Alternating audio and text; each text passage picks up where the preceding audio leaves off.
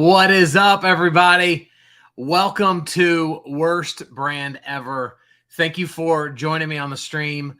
I'm excited to do this because, as you guys know, we don't always get to be in a room together. You don't always happen to be in the same state that I am. And last week, I got so much feedback when I was posting about this talk at an event that I thought, why am I not just jumping on all my streaming opportunities and talking to people about it? And so, what's up, Stacy? It's great to see you guys. Thank you for being here. I hope this is going to be incredibly valuable for you. If you have questions, put them in the comments, and we're going to jump in to Worst Brand Ever. And I'm going to make sure that I do this the right way. Here we go. And so I want you guys to understand first. I want you to understand how I came up with this idea. And what happened was years and years ago when I was in my first year of marriage. So this year, Lana and I will celebrate 14 years of marriage. So we're talking 13 plus years ago. I remember sitting in church, and our pastor at the time, we were in a relationship series, and he comes out on stage and he says, "Today, I want to teach you how to have an affair on your spouse." And as you can imagine, I remember sitting there going, wait, whoa, what? What was that? What did you just say? What are we talking about today? And he proceeded to talk through all these different ways to have an affair on your spouse. And the most profound moment for me was the very first tip that he gave was this: assume that it will never happen to you. Assume that it will never happen to you. And I had been the guy that grew up in a Christian household, right? Felt like I lived the right way. I did right by people. And I always thought I would never be the guy that could do something like that. And so when he said, assume it won't happen to you, I'd assumed then it wouldn't happen to me. And because of the way he approached it, it changed my life. And I've been more intentional my entire marriage about the way I interact with the opposite sex, because it can happen to anybody that chooses to let their guard down. And so this isn't a talk about relationships. I tell you that story to say sometimes our brains need to hear the thing we've always heard, but because it's taught in a different way, it hits us different. We recognize it differently. We see ourselves in it differently. And so that is my hope for Worst Brand Ever. Do I want you to have the worst brand ever? Absolutely not. But most of you guys have sat in branding classes already. And what's changed? Nothing. You've been in coaching programs. What's changed? Nothing. And so hopefully by flipping the switch, doing it a little bit different, we will uncover where you lack, what you need to do better, where you need a refreshing. And so let's jump in to Worst Brand Ever. And I'll try to do a good job of looking over here in the comments. What's up, guys? Thanks for being here. And so here's where I want to start. If you want to have the worst brand ever, stay mentally unstable. Stay mentally unstable. Because the worst thing you can do for your personal brand is to remain a basket case. It is to remain on this emotional roller coaster so that some days you're up here, but then other days you're down here, and you sometimes just don't even know where is up. And I want you to think about this. I was doing some research, and I found that the average adult has 60,000 thoughts a day. 60,000 thoughts a day. And while we're having these thoughts, let me remind you guys, please share this. If this would benefit your audience, if this would benefit your team, your company, please share this. Let's push this out to people, whatever platform you're watching this on, so that people can learn and grow and be stretched today. And so of these 60,000 thoughts that we have, 80% of them are negative. And so all day long, we are constantly fighting this internal battle that no one can see with ourselves. And what's even more interesting is, as I'm fighting this battle, you're fighting the battle. And so while I'm wondering, like, why are you looking at me that way? You're wondering, why am I looking at you that way? And we're both standing there as completely unstable individuals that hope the other one doesn't know how unstable we are. Isn't this interesting? And so you wonder why you can't be more consistent online. You wonder why you're not better with content. It is because you are allowing yourself to be mentally unstable. And so this is what I've discovered works for me. I know there's other options out there, but this is what's worked for me. And so it's the only authentic way that I can teach you. You have to ask yourself these questions. The first question, when a thought comes in that's negative, the first question I have to ask myself is, what is true? Is there any depth of truth to this thought? And sometimes the answer may be yes, and I have to act accordingly. But guys, most of the time, the answer to our struggle is false. Like the way we process it. Oh, I'm the worst. Why do I even do this? Why does Lana stay married to me? Why do my kids think I'm a good dad? We get into these negative mindsets and we never ask ourselves, what is actually true? And so those three simple words can be very profound in our ability to overcome these negative thoughts. The second question is, who am I? Now, for me, guys, this is where I get the answers for who am I, right? I know this is mustaches, but years ago, I put this on one of my Bibles, but this is one of my Bibles. And so this is where, when I need to go check myself for who I am, my identity, I go ask myself, who does God say that I am? Now, you don't have to believe like I believe, and so you can come to your own conclusions with this, but this is what I found. And it helps reel me in and bring me back to a steady place when I ask this question. And then the third question is, what action should I take? So I'm having these thoughts.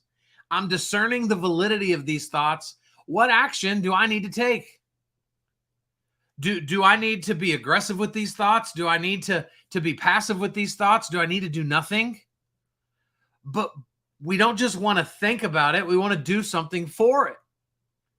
And so this is what it's all about. And the last piece to this is, guys, if you want to have a long running opportunity with social media, you've got to come into agreement with identity before activity.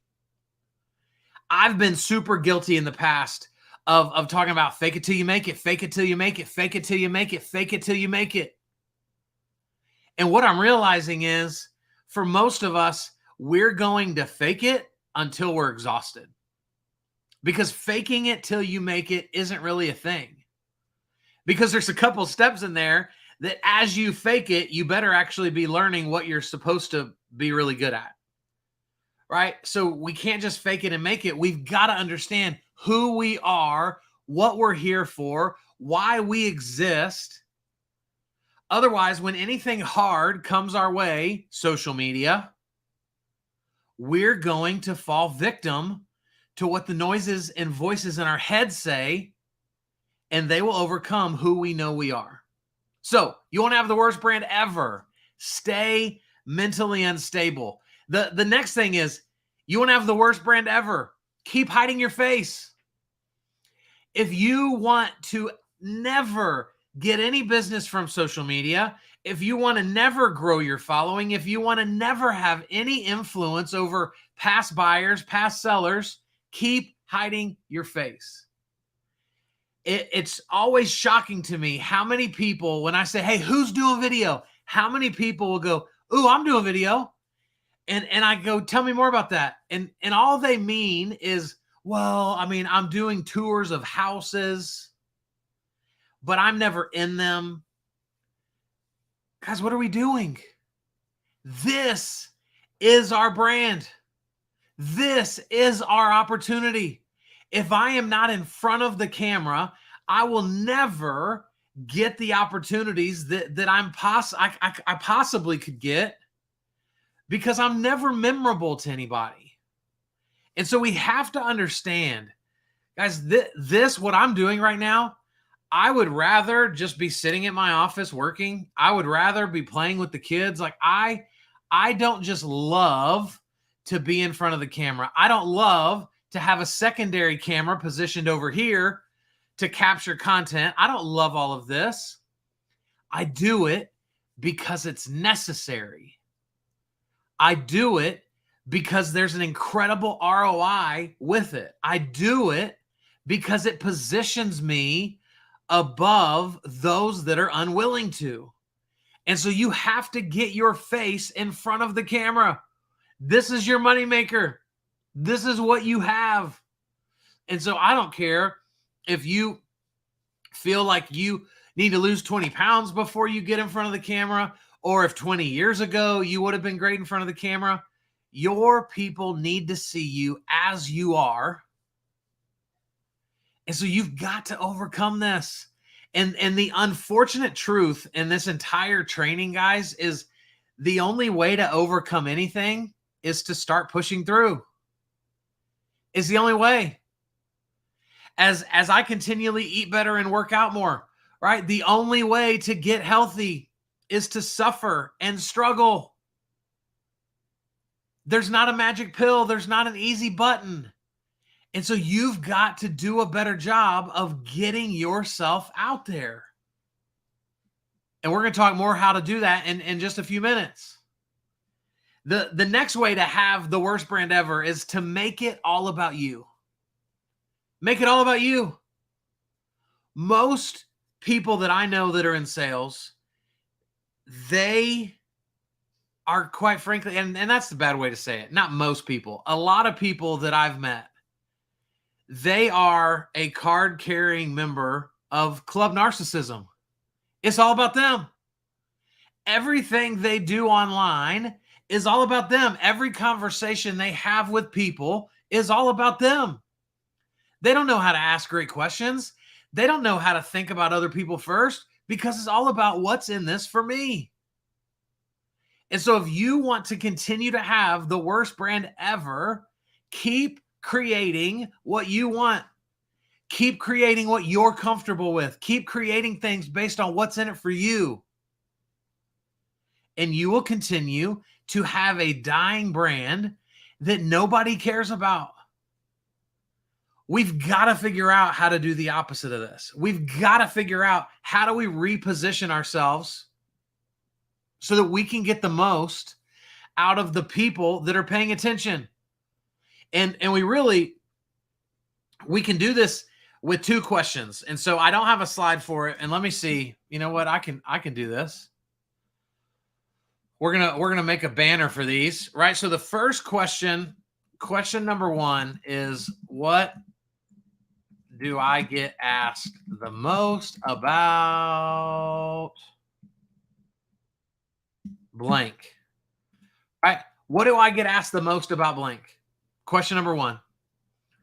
We should be able to create 50 different answers from this one question. What do I get asked the most about blank? Very simple, very straightforward. And you're not trying to remember what are the good questions I've been asked. All of them. What are all the questions that I've ever been asked? The second question is, number two, what am I surprised that people don't, man, typing and talking is hard, already know? What am I surprised that people don't already know? So because you're the expert of things, you naturally assume that people know more than they know. So you just run through things during a consultation with somebody, and most of the time somebody's going to stop you and go, whoa, whoa, whoa, what was that? What did you mean when you said that? And you need to have this newfound radar inside of you that goes ding, ding, ding, ding, ding. If they didn't know that, somebody else doesn't know that, I need to make a video about that. I need to make a video about that. And so these two questions, what do I get asked the most about blank? Real estate, mortgage, insurance, coaching. And then two, what am I surprised that people don't already know? And then I want to give you another list of questions to help you really come into agreement with who do you want to serve? Right? That's question number one. Who do you want to serve the most? Not who do you want to serve only, But guys, think about this. I mean, let's be honest for a second.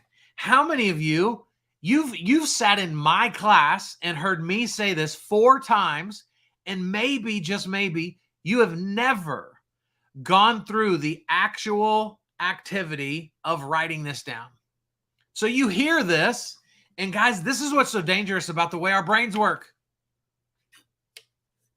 Your brain is very quick, right? Because your brain wants you to feel good about yourself. So your brain is very quick to go, oh, you know that.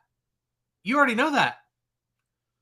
And if we're not careful, our brain will let you already know that suffice you into never taking action.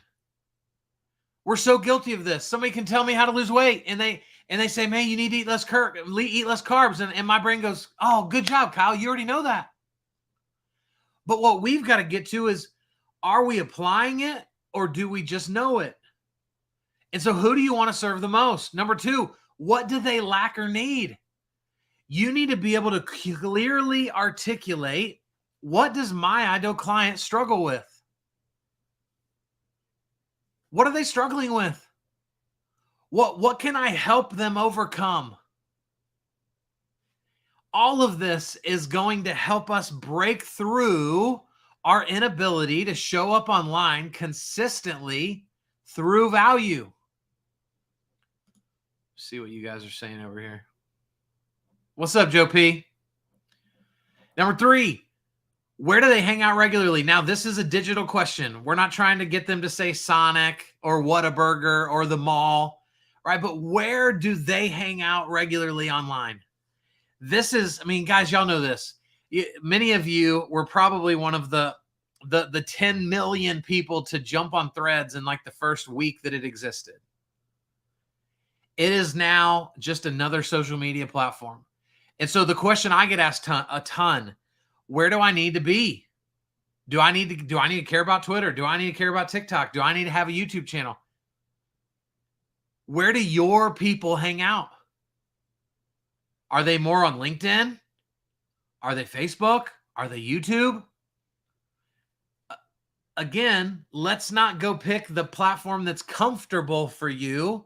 Let's go pick the platform where your people exist, because that is going to help us win in our opportunities to showcase to them how great we are and how capable and qualified we are of serving their needs, and how much, this is the most important, they can trust us. And then the final question here is, what do they respond to the most? It's interesting when I look at my analytics to see how quote graphics do versus pictures with people in them versus videos, reels versus stories, and all these different metrics. So it will show me, here is what your people are into. We got to give them what they want. We got to give them what they're paying attention to.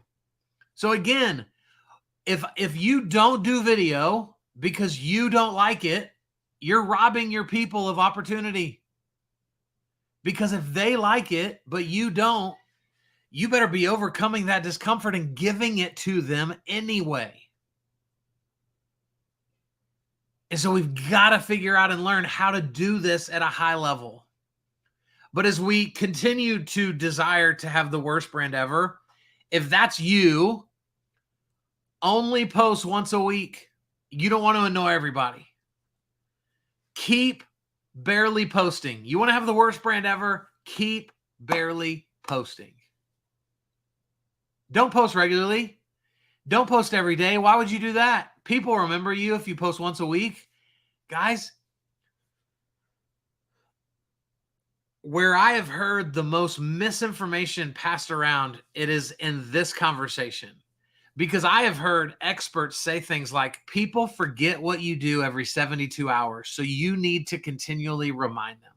This is why I believe that most realtors suck at this. Because the leadership at your brokerage is telling you things like, people forget what you do every 72 hours, you better remind them. And guys, here's what I've learned. I don't think people forget what we do. I think people forget we exist. And then I don't think people forget what we do. I think people think you don't need any business because of the way you carry yourself on social media. And so your people know that you're a realtor, that you're a coach, that you're in insurance, but because of the way you portray yourself, they just don't think about you anymore. Like I should do, if I want my businesses to grow, content that I should be creating is content sometimes that's based around, check out this new system we're implementing so that we can grow. Check out this new platform we're using so that we can double our clientele. And now I'm using language that showcases to people, oh, okay, cool. Like they're not filled up. They're growing right now. And so we've got to do this better. Guys, look at my life. Today today marks 7 weeks that Ruby has been on the planet. And so for many of my friends, I haven't forgotten what you do for a living. Every time I see any one of you that watch this, I know who you are and what you do. But because of the chaos that exists in my life right now, I will very easily forget that you exist. And I could run into you at a Starbucks and go, oh, shoot, I just passed a referral to somebody else. Why? Because they happen to be who I saw first when my moment of decision showed up. They happen to be who I saw first when my moment of decision showed up. And so we got to get over this. Well, what did I do to offend my friend that's not referring me? What have I done wrong?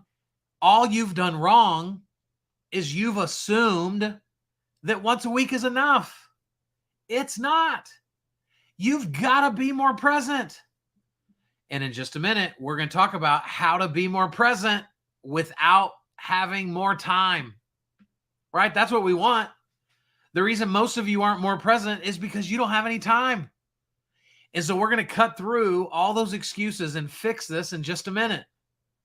But if you want to continue to have the worst brand ever, also, don't do video ever. If you want to continue to have the worst brand ever, don't do video. Why? Why would you want to position yourself where it's estimated that a minute of video is worth 1 million words? Actually, I even cut that in half. It's 1.8 million words. A minute of video is worth 1.8 million words. Why would you want to rob people of this? Because think about it like this. Think about this. As salespeople, we should all be very confident at the table. Put me at a table with somebody and I'm going to win. You should feel the same thing for yourself. What if you weren't allowed to sit at a table anymore? Because you know why you're confident at the table? Because you're in person. They can feel you, hear you, experience you, right? They feel the energy, the passion, the zest, the commitment, the trust that you're exuding. But what if all of a sudden America, right? COVID, America said, hey, you can't get in front of people anymore. You can only use your words. You can only use text. You can only use emails. We would go, oh my gosh, well, how am I supposed to do this? Some of you still don't understand that your brain doesn't know the difference between processing you watching me right now versus us being in person. Your brain doesn't know how to process, whoa, don't trust Kyle yet. That was on streaming. No, your brain just goes, man, that was cool being a part of Kyle's teaching today. It doesn't know how to decipher between in-person and digital. It just knows that we had an experience. And so you're robbing people of having an experience with you because you are so afraid to get in front of the camera. And for those of you that are blaming this on being a perfectionist, I've got a slide at the end that's going to step on your toes that I hope you'll stick around for, because I hope that this slide will change the game for you. Guys, and I struggle with this too. There are men and women in each of your industries that care way less about people than you do, that don't have the best interests of others like you do, that don't have the desire to serve people like you do. And by you choosing not to show up, you are letting them be preyed on by people that don't care. And so you've got to come out of hiding. You've got to figure this out. And I want to show you what I believe to be the best way. You want to get on camera for the long haul. In my opinion, this is how you do it. Are reels important? Yes. Is short form video important? Yes, 100% it is. But a lot of people that are doing this, they go straight from nothing to short form content, and they bypass the second largest search engine on the planet, which is YouTube. And so what I want you to think about as to why this matters is that for most of you, if you're in sales, you are an educator by nature. That's what we do for a living. When I'm on a sales call, what am I doing? I'm educating people on what we do, why we do it. I'm understanding what their needs are, and then educating to that need. We're educators. We answer questions for a living and get paid to do so. And so if you jump straight into like, well, I'm just going to try to do TikTok. Guys, what's going to happen is you are going to get overwhelmed because you're not an editor. You don't necessarily know how to pick and find the right trends. And so you will instantly rob yourself from the most natural part of you. But if you will take the 2 questions that I gave you, what 2 questions were those for some of you that jumped on late? What do I get asked the most about blank? Put your industry right there. What am I surprised that people don't already know? Those 2 questions should give you every piece of content you ever need. And they're all based on education, which is creating value. And so by doing this, I'm, guys, positioning you to get in front of the camera for 3 to 10 minutes at a time and just educate. This is such a natural state for me because I'm educating. I'm not trying to do a creative reel. I'm educating you guys. I have a secondary camera sitting over here that is getting a different angle of me. And so it's capturing this entire thing. And so now by creating long form content, 3, 4, 5, 6, 7, 8, 9, 10, even longer, right? A podcast would fit into this. Now you have content that's great for YouTube. Oh, but isn't that so long? Guys, remember this. Different platforms are designed to do different things. When somebody goes to YouTube to learn about mortgage, to learn about real estate, to learn about insurance, they aren't there to be entertained at 30 seconds at a time. They are there to learn, which means they are prepared to hunker down and watch an hour worth of video content because they're trying to grow. YouTube is an educational platform. Do we go there for entertainment? 100% we do. But it's a place for us to grow and learn. And so if you would do this, now you have yourself on YouTube, second largest search engine on the planet, the first things that pop up for every result on Google. And then, guys, the beauty of this is you take that 6-minute video and now you can chop that up into other pieces of content so that now you have a reel for Facebook and Instagram. You have a YouTube short. You have a TikTok. You have something to put on Threads. You have quote graphics. The beauty of long form content is, guys, it positions you as the only type of content that can turn into every other type of content. A long form video can be a blog. A long form video can be a podcast. A long form video can turn into quote graphics. A long form video can turn into short videos. It gives you the chance to have all the other things. Whereas if you just use Canva to create a graphic, that graphic will never be anything other than that graphic. But if you're doing long form videos, you might have 6 graphics that come directly from that video. This is why this is so powerful.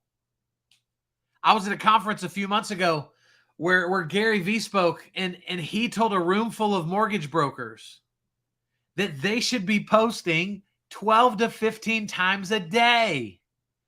You should have seen their faces when all of a sudden they're like, wait, what?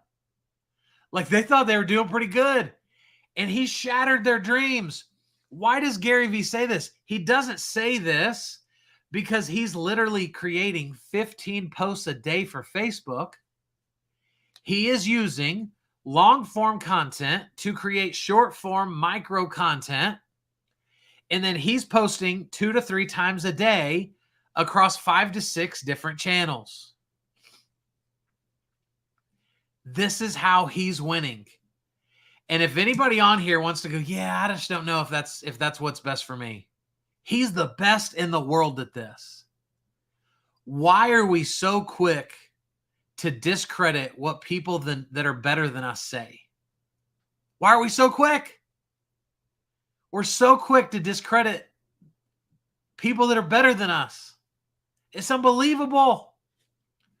This is how we create an incredible brand. And here's the last thing I want to say to this before we jump into the next thing. One of the strategies that I believe are super powerful for social that most people don't understand is I am always posting in mind of who's coming to my social media tomorrow. This is the mindset that I have. So I don't get caught up in, well, how many views did that video get? And how many shares did it get? And how many comments did it get? Because I'm posting everything I do today for who's coming tomorrow. I'm setting the table. And this keeps me in an abundance mindset. I don't dip into scarcity when I'm always preparing for the future. This keeps me from getting hypercritical of myself because I'm always preparing for what's coming tomorrow. This keeps me in momentum. This keeps me about value. Because for some of you guys, the reason you struggle with this is you literally, without even realizing it, you're asking yourself, what can I post today to make more money? What can I post today to get a new client? And the answer to those questions is nothing. There is nothing that we can post today to make us more money like that. It's not how this works. There's not a silver bullet. There's not a magic pill. And so if that's where you let your mind go, no wonder this is a struggle, because you're stuck in, what post can I post today that's going to help my business grow? And there's not any answers to that question. Therefore, you do nothing.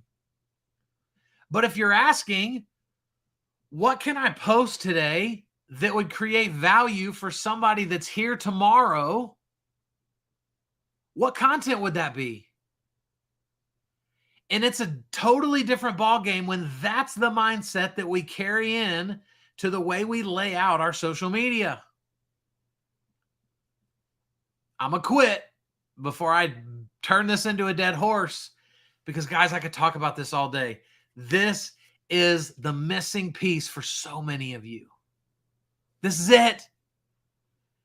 And yet you're still showing up to my classes, raising your hand and going, hey, what time should we post?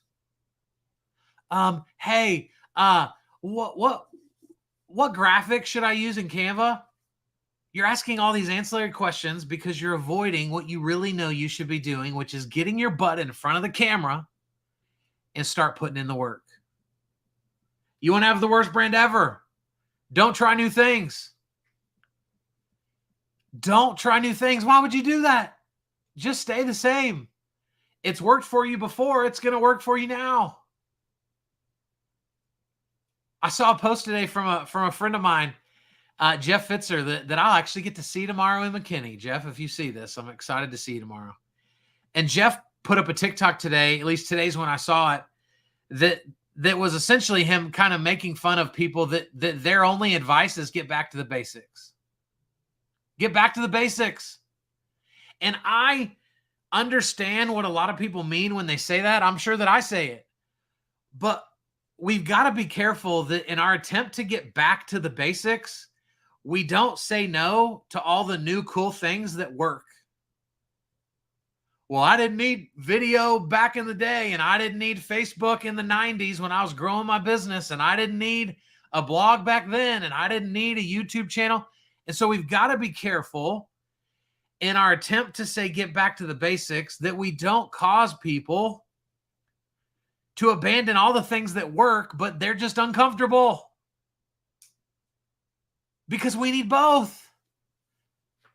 We've got to figure this out. We've got to try new things. We've got to get uncomfortable. And here's 4 questions I want you to ponder. Do people still use that word, ponder? Question 1. What have you been unwilling to try? Look back over the last 3 months, 6 months, 12 months, and just be honest with yourself. What have you been unwilling to try? What is it? We all have things that the moment they're mentioned, we're like, nope, nope, that's not for me. I don't do that. I haven't needed it before. I don't need it now. We all have things that like this. What are yours?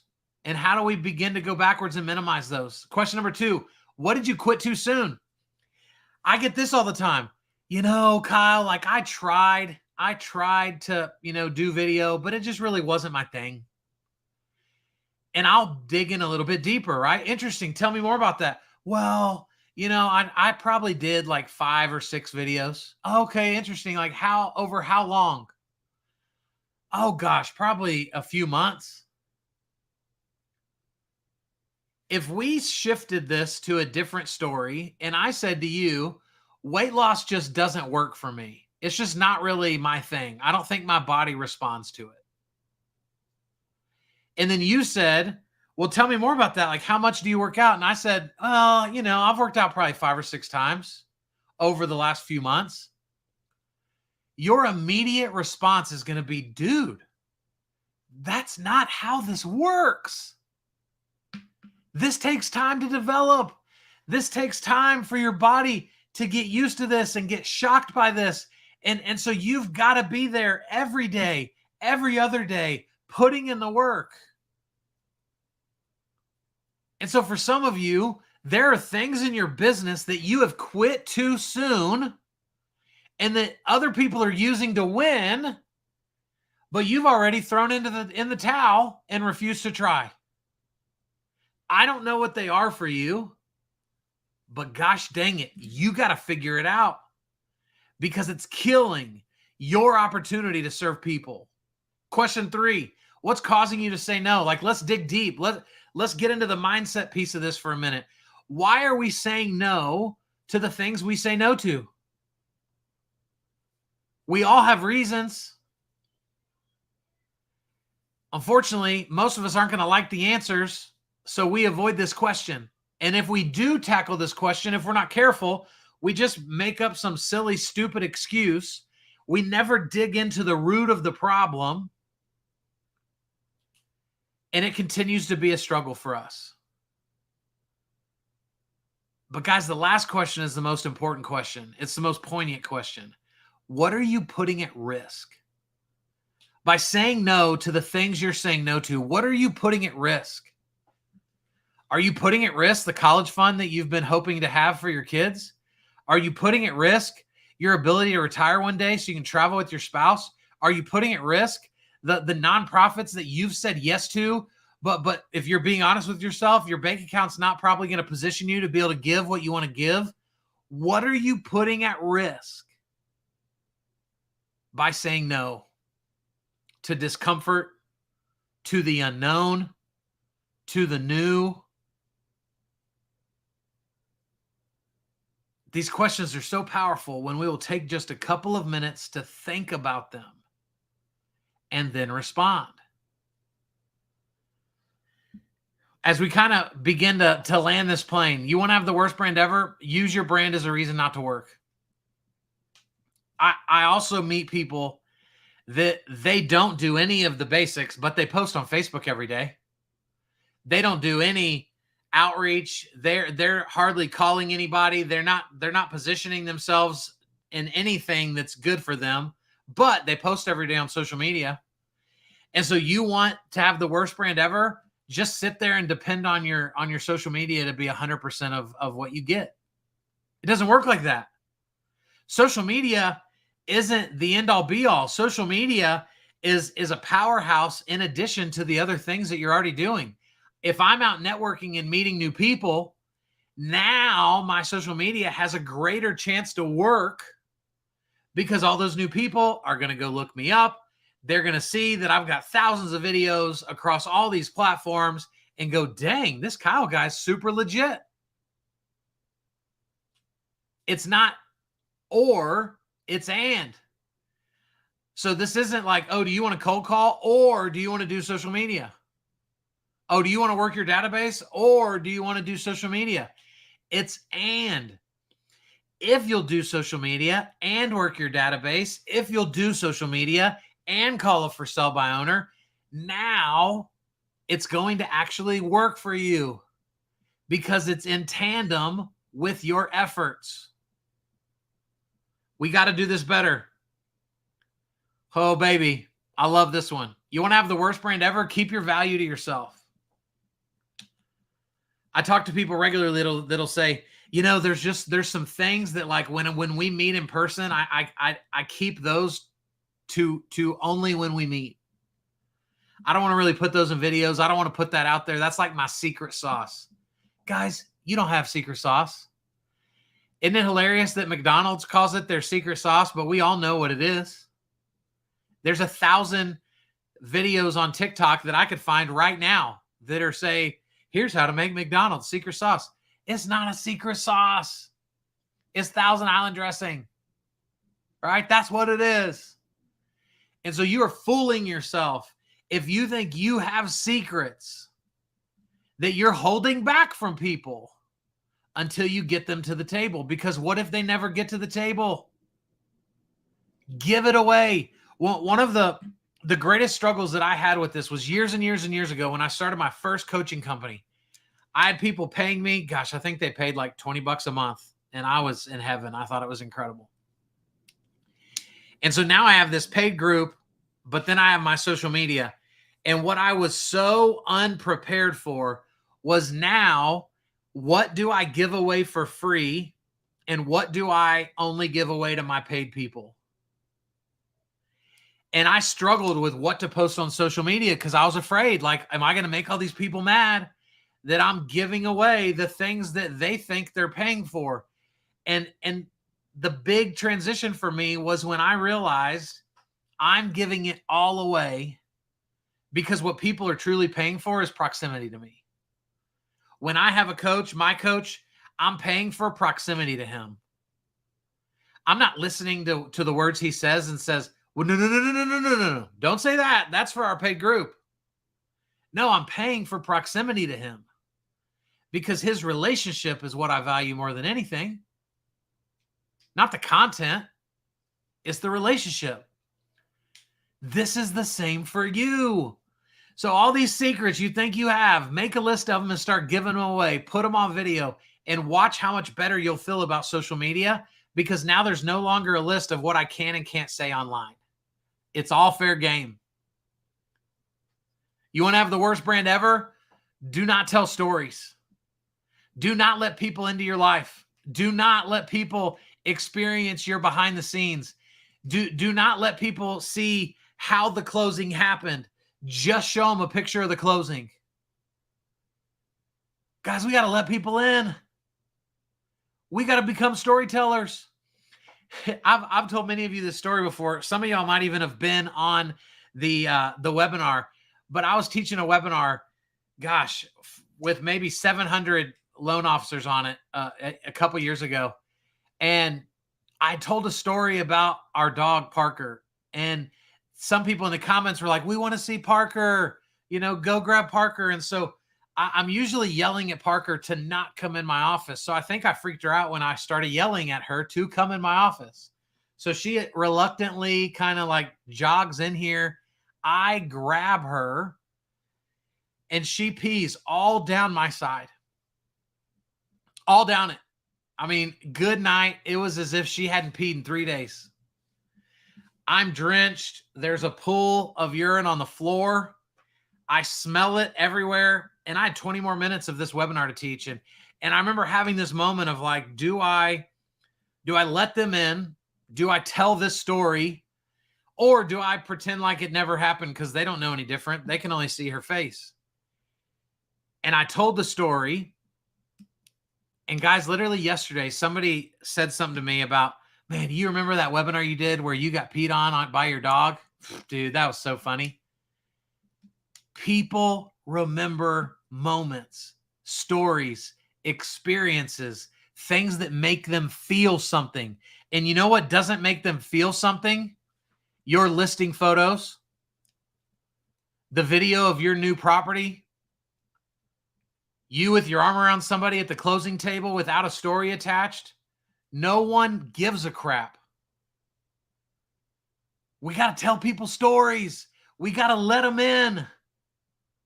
This is how we win over the hearts of people. And so you've got to become a better storyteller. There's a couple different ways you can do it. You need to make sure you're a part of the next time I teach Master Your Story. It's my 4-week curriculum that will help you understand who you are, why are you that way, and then how do you take what you now know and apply it to giving it away to other people. It's powerful. You got to master your story. But sadly, for most of us, we're so embarrassed by our story.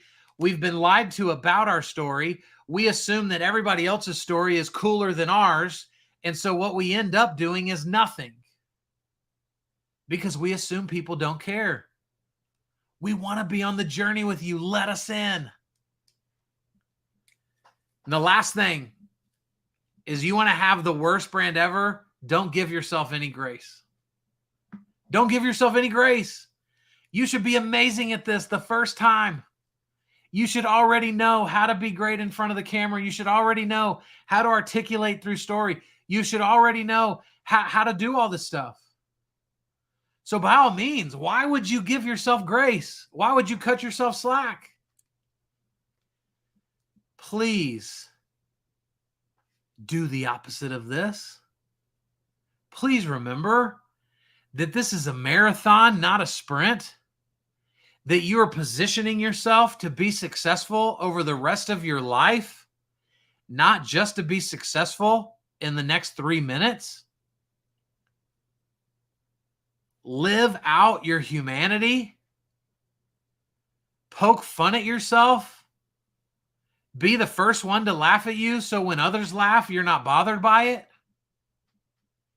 And watch people be attracted to you. It's powerful. I was watching a video yesterday. I love Simon Sinek. He's an author. He's a speaker. And he's probably one of the most well-known speakers on the planet right now. And he was on a podcast telling a story about how when he first started speaking, he was at this event that basically the attendees of this event were the people that booked events for companies.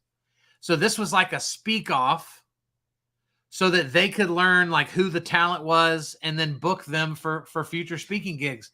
And Simon is telling this story and he says, I've done this talk 1,000 times at this point. And he said, I get into my talk and he said, my brain just goes dead. He said, I don't have a clue what to say next. And he said, I had this thought of, I could try to fake it and it would be really weird and uncomfortable for people. Or I could just be honest and say, gosh, have you ever just been talking and completely forgot what to say next? And as the audience agrees, he says, that's me right now. He says, I don't have a clue where I was going with that. And he said the power of that was in that moment, he could have tried to portray himself as the expert and fail, but instead he portrayed himself as a human and he won. The most attractive thing that you possess is your humanity. The most attractive thing you possess is your humanity. Stop letting other people beat it out of you because you're supposed to be more professional. Go be human and watch people want to show up because they're bought into who you are. And as we wrap this up, guys, I told you, for those of you that are struggling with being the perfectionist, Gary Vee says you're not a perfectionist, you're just scared. Let that hurt you. Let that sink in. We love to blame things on, well, we'll start when we're ready. Like, I'm just not ready yet. Like, I'm kind of a perfectionist. And like, no, you're not a perfectionist. You're just scared. Get out there. And one of my favorite quotes is, your best idea is your next idea. Your best idea is your next idea. What I love so much about creating content is that if today's content was terrible, I get another chance tomorrow. Shoot, I get another chance at 8:00 tonight. Stop overthinking the action you need to go take on social media and do something. And guys, for those of you that have been living under a rock, the last quote I gave you is from my new book. It came out in April. And because of Baby Ruby, I've not had the chance to fully promote it to people. And I truly believe it is a game changer. It is so simple and so practical, yet full of opportunity for you to grow and for you to be better. And so if you have not read it, go pick up 1 copy or 10 copies, because you and others in your life need it. And guys, also, if we're not connected, because the beauty of the internet, right, is anybody can see this. If we're not connected on other social platforms, let's do it. I'm Coach Kyle Draper everywhere. And if you would like these slides to have for future use, if you want to share them with your team, scan this QR code, fill out the form that's attached to it, and I want to serve you. I have a company that edits video content that I don't talk about enough. We're amazing at what we do. Maybe we need to have a conversation. I have a coaching company that's under $100 a month. Why? Because we never want anyone to feel priced out from receiving coaching.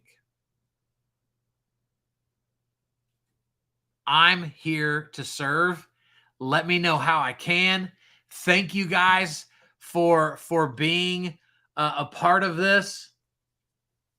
And I hope you enjoyed it. I'm going to be back streaming another one of my talks pretty soon. So y'all be paying attention. Share this out with your people. Hit the share button on whatever platform you're on. Let's get this message to people in need. I love you guys. See you soon.